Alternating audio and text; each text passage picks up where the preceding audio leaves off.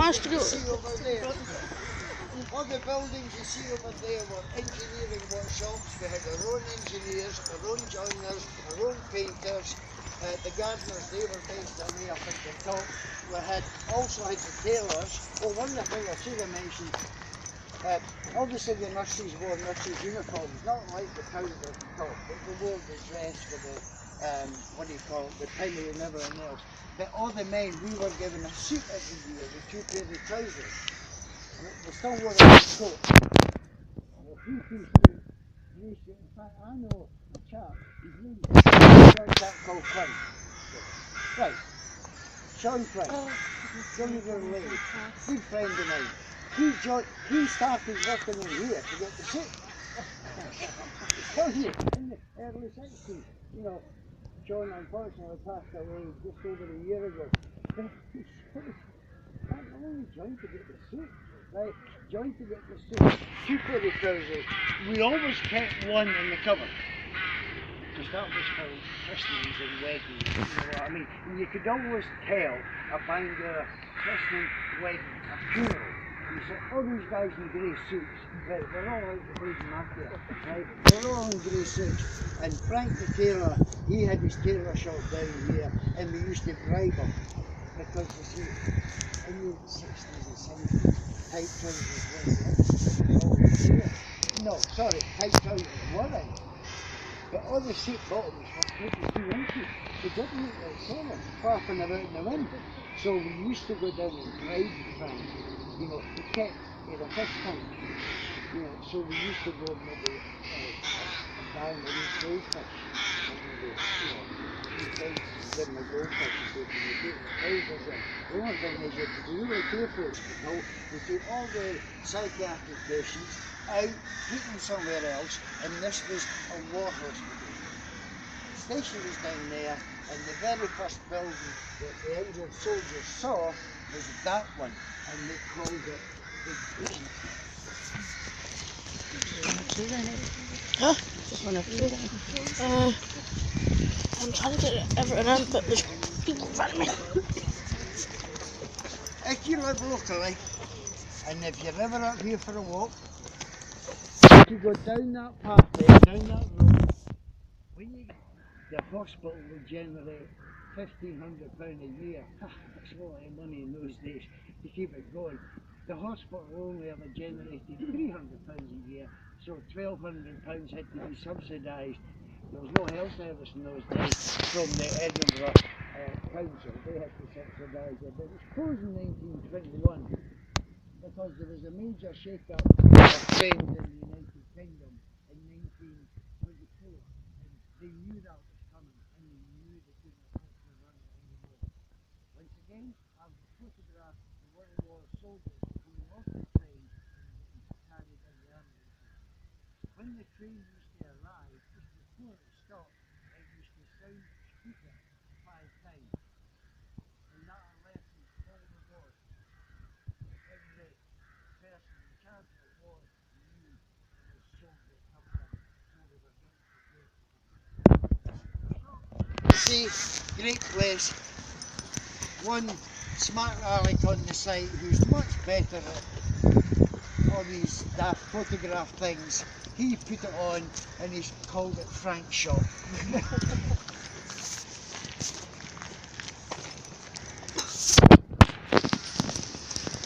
is part of the laundry.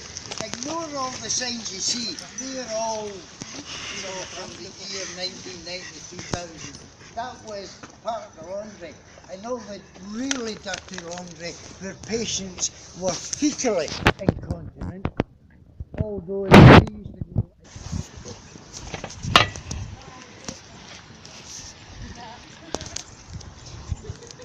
It reminds you like a school, doesn't it? It reminds me of our primary.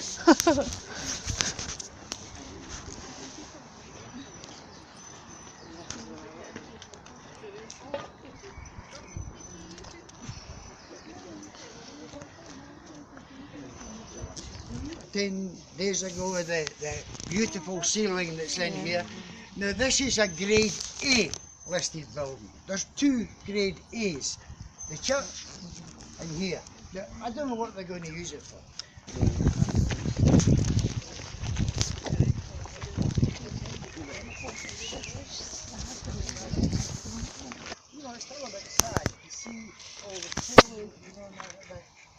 over this. You know, a day like this, you could hardly look at these walls. The white layer coming back off them.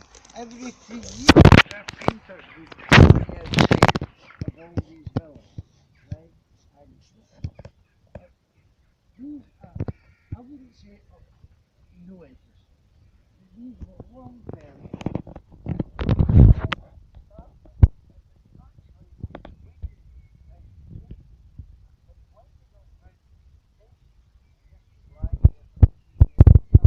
It's a very sturdy building, by the way, many years ago.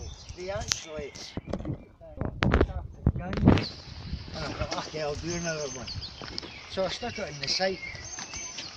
I'm having to do two today. You know the reason my wife came in the first two? I don't know nothing about this place. I never talk about this place. I've never talked about working here. No. You know, every 4 hours, you could be lying in there forever. His reply was full of knack. I wouldn't take you on. Right? You can't go in there for 20 minutes. Well, there's health and safety. I said, all right, okay, thank you, bye-bye. Right? But this is, yeah, the church. You can see it said there 1924. That was put up with. It's all stone inside the church as well. There's a different stone from that. It's a flatter, longer stone. And that came from the Hamilton Palace, which was the Hamiltons of bangour. They wanted some legacy here, so they allowed all the stone to be brought from Hamilton Palace and put inside the church.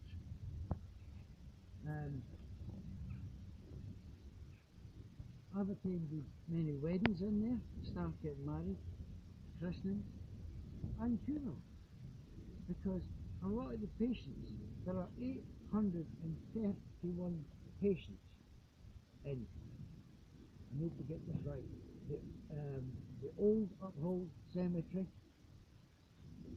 Rowland Hill Cemetery, that are buried in unmarked graves because they had no relatives, couldn't find them.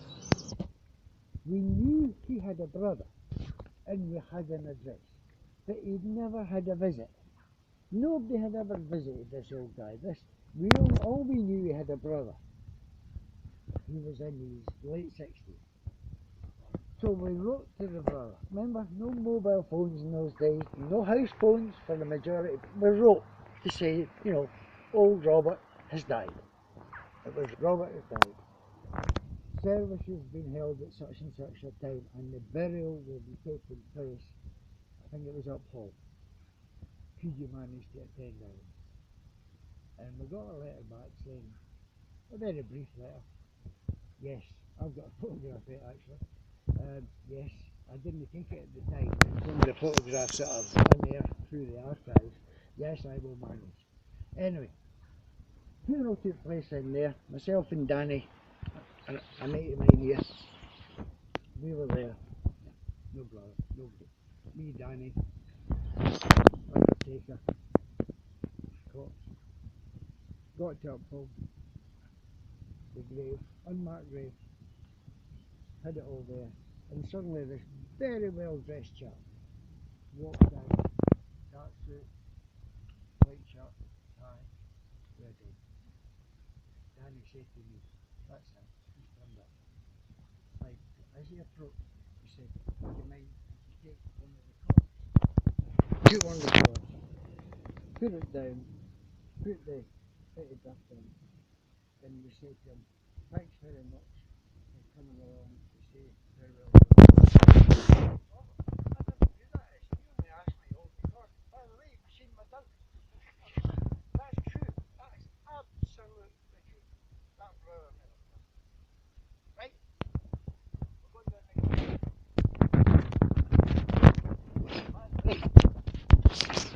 Forget. If you're seeing angels and demons or any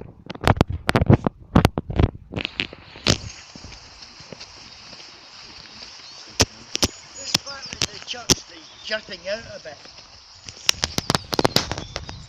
Now he catches up. see it along there, dripping out a wee.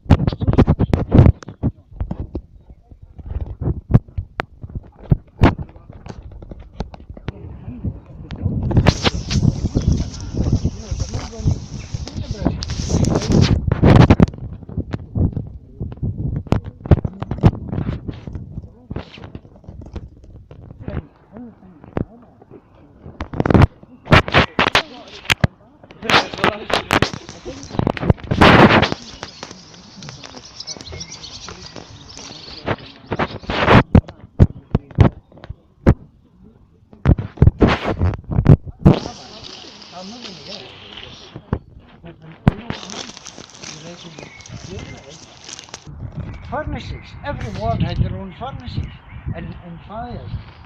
Eventually, what